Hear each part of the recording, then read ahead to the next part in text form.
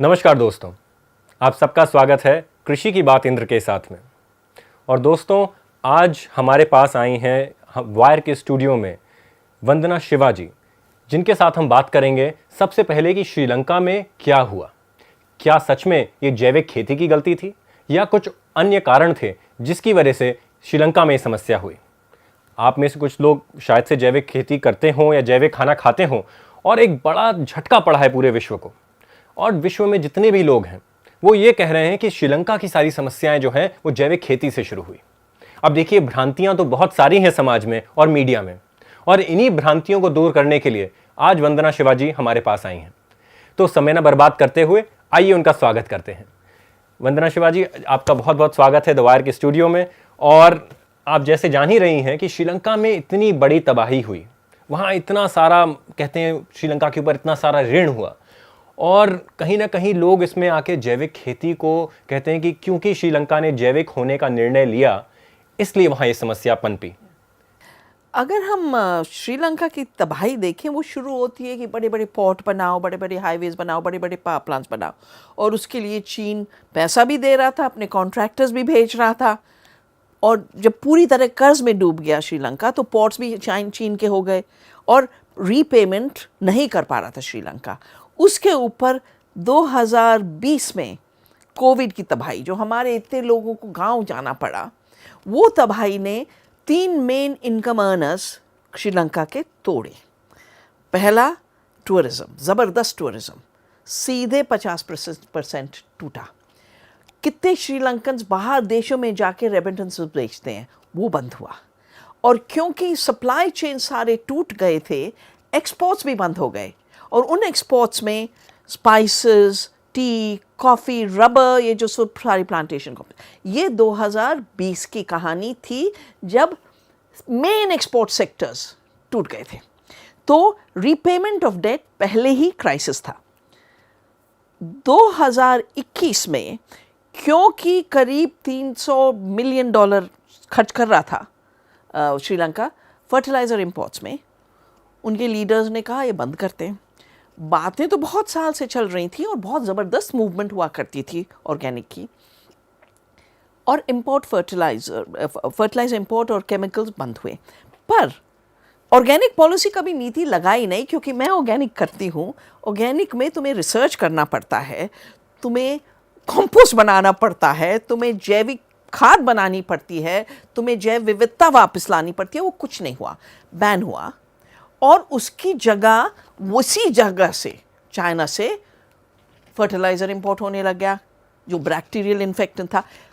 You cannot substitute chemical fertilisers with imported organic fertilisers. Organic is a process in the soil. तो failed experiment था, कभी वो implement हुआ ही नहीं। अगर हमें असली में देखना है कि ऑर्गेनिक क्या करता है, देखिए क्यूबा को।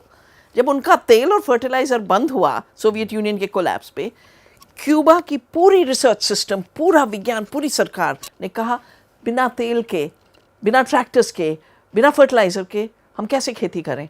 पूरी तरह पूरा आइलैंड ऑर्गेनिक में मूव किया, पर पूरे एक सिस्टमिक वे में। और आज वो एग्जाम्पल है ऑर्गेनिक का। अगर हमें देखना है केमिकल से कितना भला होता है, हमें पंजाब की तरफ ही मुड़ना है, हमें श्रीलंका की तरफ नहीं जाना है कंपेयर करने को। पानी ख़त्म हमारे पंजाब का, कैंसर ट्रेन जाती है वहाँ से, किसान कर्ज में हैं पूरी तरह। तो श्रीलंका को इस वक्त सहायता चाहिए, सॉलिडारिटी चाहिए। जो लोगों ने पंजाब को तबाह किया ग्रीन रेवोल्यूशन के द्वारा केमिकल फर्टिलाइजर्स बेचने को, जो लोग आज अफ्रीका तबाह करना चाहते हैं alliance for the green revolution द्वारा, उनसे एक्सपेक्ट करना गलत होगा कि वो सच्चाई बोलेंगे। वो तो कुछ भी गड़बड़ होगा कहीं ऑर्गेनिक की वजह से, और वो अपने जहरों को और प्रमोट करेंगे। अभी इस साल देख लीजिए, यूक्रेन की लड़ाई से दुगना हो गया है केमिकल फर्टिलाइजर का।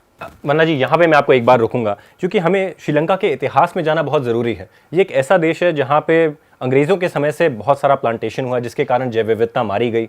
उसके बाद ये दुनिया में सभी जानते हैं कि वहाँ पे ग्लाइफोसेट या जो भी पेस्टिसाइड चला, उसके कारण कितने हज़ारों लोगों की किडनियाँ वहाँ पे फेल हुई। तो श्रीलंका का ऐसा नहीं कि कोई केमिकल्स के साथ बहुत अच्छा लव अफेयर रहा हो या बहुत अच्छा उनका पास रहा हो। थोड़ा सा इस पर आप टिप्पणी करें।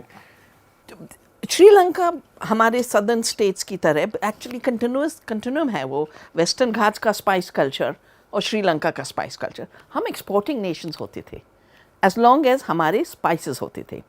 फिर अंग्रेज़ों ने केरला में भी, श्रीलंका में भी स्लेवरी के द्वारा T plantations, rubber plantations, coffee plantations बनाए, और वर्ल्ड बैंक की कंडीशनैलिटीज़ की वजह से ह्यूज डिस्प्लेसमेंट हुआ। जो जितना एथनिक कॉन्फ्लिक्ट है सिन्हला और तमिल्स के बीच, वो डिस्प्लेसमेंट इंड्यूस्ड है।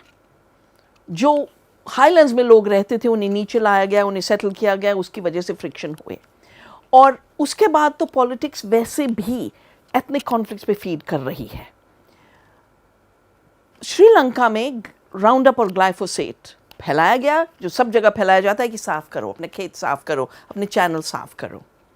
और जितना बढ़िया स्टडीज़ श्रीलंका के मेडिकल साइंटिस्ट ने किया, किसी ने नहीं किया, क्योंकि वहाँ out of the blue kidney disease होने लगे। तो इनने हर एक चीज़ निकाली कि कौन से फैक्टर से हो सकता है, और आखिर में राउंड अप और ग्लाइफोसेट पे ज़ीरो इन किया। उनको अवार्ड्स मिले, उनके पब्लिश हुआ सब जगह, पर फिर अटैक आया और फर्जी साइंस शुरू हो गई। अमरीकी साइंटिस्ट बिठा दिए गए, अरे कुएं से पीते हैं ना पानी, इसलिए किडनी फेलियर है। क्या आपका कहना यह है कि जो बातें बोली जा रही हैं साइंटिफिक कह के या वैज्ञानिक कह के, असली में वो प्रोपेगेंडा है? क्या आप ये कह रही हैं? मैं सीधे कह रही हूँ कि ये जो जहरीला गिरोह है, जिसको मैं पॉइजन कार्टेल कहती हूँ, पंजाब की हरित क्रांति के समय से जीएमओ की तबाही, बीटी कपास की तबाही के समय, और अब श्रीलंका के समय, ये प्रोपेगेंडा के सिवाय कुछ नहीं करते। भाई ये कहना कि धरती मिट्टी खोखली है, कुछ है नहीं उसमें जान, जब इतना रिच जैव विविधता है मिट्टी में, वो तो वो ही कह सकता है ना जिसका खोखला दिमाग हो गया। या विज्ञान नहीं है, विज्ञान को एक लेबल बना के प्रोपेगेंडा है कि किसी तरह जहरीला गिरोह जिंदा रहे, रासायनिक बेचने के द्वारा, केमिकल फर्टिलाइजर्स बेचने के द्वारा, जीएमओज बेचने के द्वारा, पुराने जीएमओ और नए जीएमओ जीन एडिटिंग के, और हमारे खाने को भी फर्जी बना के। ये गिरोह भूखा गिरोह है, लोगों की रोटी छीनना चाहता है, और इसलिए हम लोग अन्न स्वराज बचाने के लिए पूरा अपना दम देते हैं कि रोटी उगाना हमें आता है।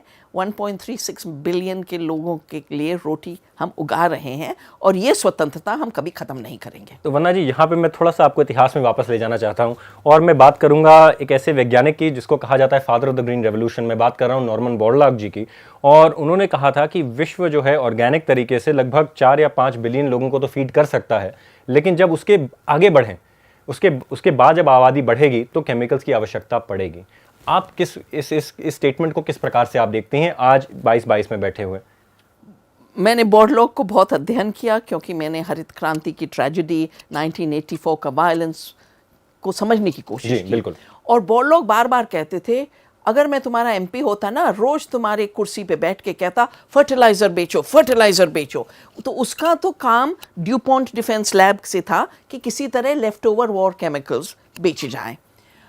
ये जो बार बार कहते हैं कि पूरी दुनिया को फीड नहीं हो सकता, पहली बात, रासायनिक तो लड़ाई के बाद ही आए हैं, उसके पहले भी दुनिया खाती थी। दूसरा, जो यील्ड पर एकड़ एक रिडक्शनिस्ट मेजर है, जिस तरह जीडीपी पूरी इकोनॉमी मेजर नहीं करता, वो कमर्शियल ट्रांजैक्शंस मेजर करता है।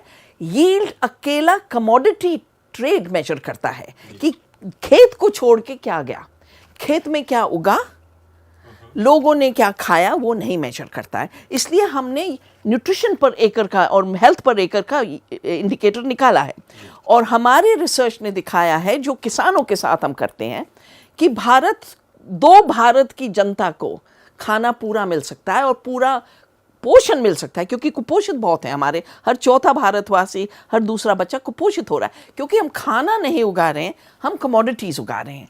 और FAO ने भी एडमिट किया है कि 80% खाना छोटे खेतों में उगता है। चौधरी चरण सिंह ने कहा था, अगर मेरे पास 100 एकड़ है, मैं छोटे किसान को दूंगा, 20 छोटे किसान को दूंगा, क्योंकि वो लगन से ज़्यादा उत्पादन करता है। बड़े खेत में उत्पादन खाने का नहीं होता है, कमोडिटी का होता है। ये रिसर्च एस्टैब्लिश्ड है again and again and again. अगर हमें अमेरिका की तरफ देखें, उगा रहे हैं बहुत कमोडिटीज़, पर वो एनिमल फीड के लिए जा रहा है और वो बायोफ्यूल के लिए जा रहा है। लोग अमेरिकन जीएम सोया और कॉर्न से नहीं जी रहे हैं, लोग छोटे जोत से जी रहे हैं। और अब जैसे जैसे संकट आ रहा है, क्लाइमेट चेंज का संकट आ रहा है,